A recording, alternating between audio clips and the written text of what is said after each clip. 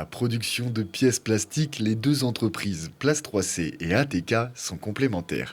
Si la première se place en amont dans la chaîne de production en modélisant les pièces en 3D, la deuxième se charge de réaliser les moules en métal qui permettront ensuite, par injection, de former les pièces. On travaille dans le monde de la mécanique de précision, mais lié au monde de la plasturgie. C'est-à-dire qu'on est fabricant de moules d'injection plastique. L'injection plastique est un procédé de précision.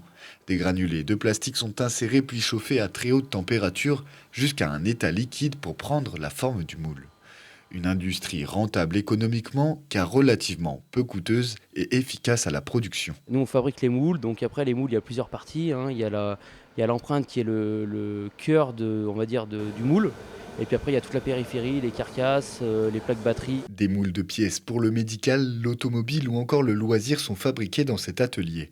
Une activité complémentaire avec celle de Place 3C, leur futur colocataire. Donc Place 3C, c'est un bureau d'études indépendant spécialisé dans la conception de pièces plastiques et mécatroniques. C'est une phase amont du processus de développement d'un nouveau produit. Toute la partie engineering, conception, recueil de cahiers des charges et échange technique avec le client. Ici, on travaille sur ordinateur et on discute avec le client sur le besoin des différentes pièces à construire. Les deux entreprises partagent des clients communs tels que Arémon, Vulcam ou Salomon.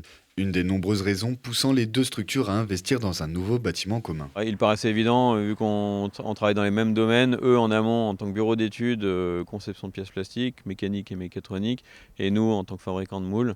On est intimement liés sur nos métiers respectifs, donc ça faisait sens qu'on travaille ensemble.